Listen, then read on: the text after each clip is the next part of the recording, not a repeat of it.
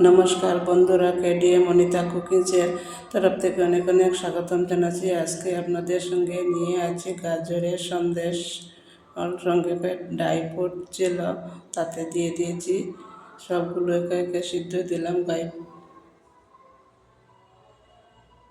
একটা এলাচি নিলাম, বিস্কুটের মধ্যে সবটুকু দিয়ে গ্রাইন্ড করে নিলাম।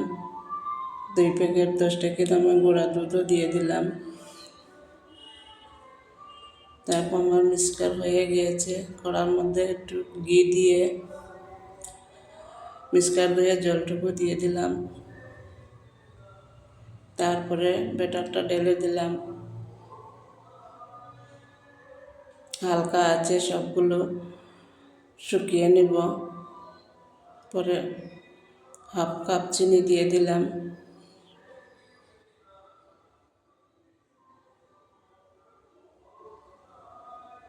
ব্যাটারটা ধীরে ধীরে শুকিয়ে নেব। দেখুন বন্ধুরা, আমার অনেকটা শুকিয়ে গিয়েছে। এখন হাতের মধ্যে দিয়ে দলা পাকিয়ে যাচ্ছে, দলা পাকানো হয়েছে। এখন নামিয়ে নেব। একটা পাত্রের মধ্যে ঘি ঢেলে সবটুকু নামিয়ে নিলাম। ঠান্ডা হয়ে গিয়েছে। ঘি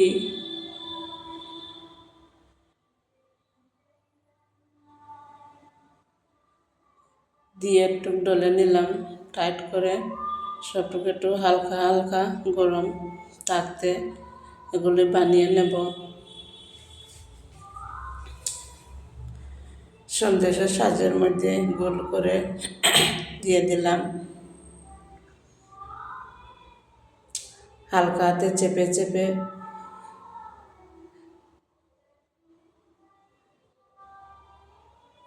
চেরির কালারে সন্দেশটা লাল হয়ে যাচ্ছে।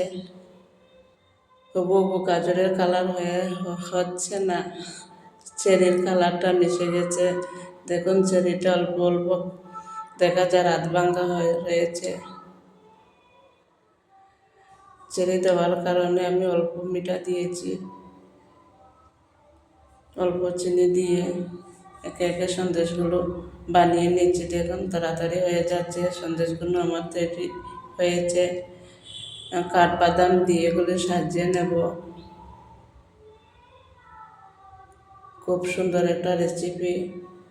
যে কোনো পূজা পার্বণে তালা সাজিয়ে ঠাকুরের সামনে ভোগ দিতে পারবেন, কেউ বুঝতেই পারবে না। গাজরের সন্দেশ ড্রাই ফ্রুট সঙ্গে ছিল, কয়েকটা করে দিয়ে দিলাম।